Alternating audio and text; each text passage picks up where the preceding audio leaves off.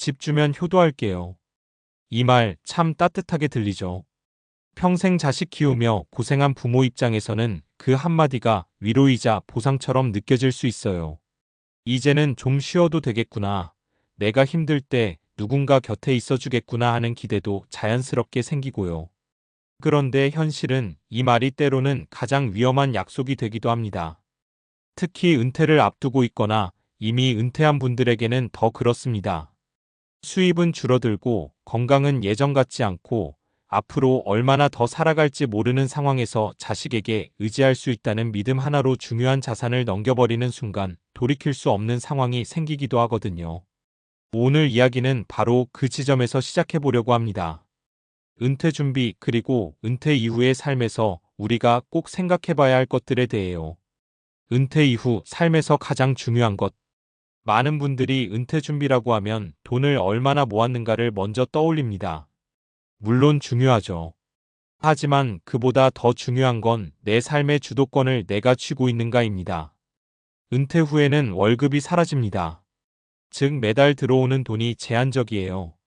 이 말은 곧 한 번 잘못된 선택을 하면 회복하기가 훨씬 어렵다는 뜻입니다. 젊을 때는 다시 벌 수 있지만 은퇴 이후에는 그게 쉽지 않거든요. 특히 집, 연금 같은 자산은 단순한 돈 이상의 의미가 있습니다. 집은 살 곳이자 마지막 안전망이고 연금은 살아가는 동안 끊이지 않는 생명줄 같은 존재입니다. 그걸 누군가에게 넘긴다는 건 단순한 증여가 아니라 내 삶의 안정성을 함께 넘기는 것과 비슷합니다. 왜 이런 일이 반복될까? 설마 우리 자식이 그럴까? 이 생각 너무 자연스럽습니다. 실제로 대부분의 부모는 자식을 믿고 싶어 합니다. 하지만 문제는 의도가 아니라 상황입니다. 처음에는 정말 효도하려는 마음이었을 수도 있어요. 그런데 시간이 지나면서 경제적 부담, 배우자와의 갈등, 생활 방식 차이, 이런 것들이 쌓이면서 관계가 틀어지는 경우가 많습니다. 즉 문제는 사람이 나빠서라기보다 관계가 변할 수 있다는 사실을 간과하는 데 있습니다. 사례 1집을 넘기고 갈 곳이 없어진 김 씨. 김 씨는 70대 초반 아들에게 집을 넘겼습니다. 아들이 같이 살면서 모실게요라고 했거든요. 처음 몇 달은 괜찮았습니다. 그런데 시간이 지나면서 며느리와 갈등이 생기기 시작했어요. 생활 방식이 다르다 보니 사소한 문제들이 계속 쌓였습니다. 결국 어느 날 아들은 이렇게 말했습니다. 아버지, 따로 사시는 게 서로 편할 것 같아요. 문제는 김 씨 명의의 집이 이미 아들 앞으로 넘어갔다는 점이었습니다. 결국 김 씨는 작은 월세방으로 나와야 했고 노후 자금도 부족한 상태라 생활이 크게 어려워졌습니다. 사례 2 연금까지 맡겼다가 생활비가 끊긴 박 씨. 박 씨는 자식이 사업을 한다는 말을 듣고 연금 통장을 맡겼습니다. 내가 관리해 드릴게요. 더 불려드릴게요. 라는 말이었죠.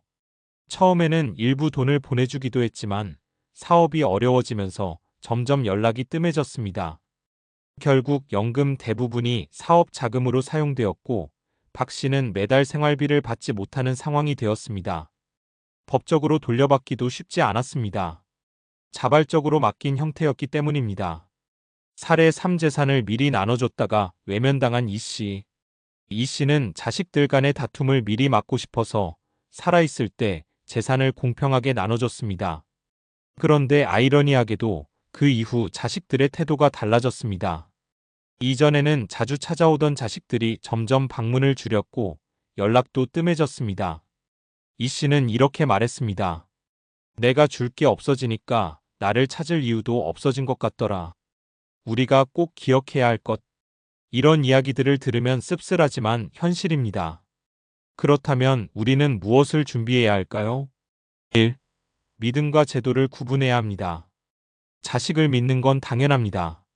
하지만 재산은 감정이 아니라 시스템으로 지켜야 합니다.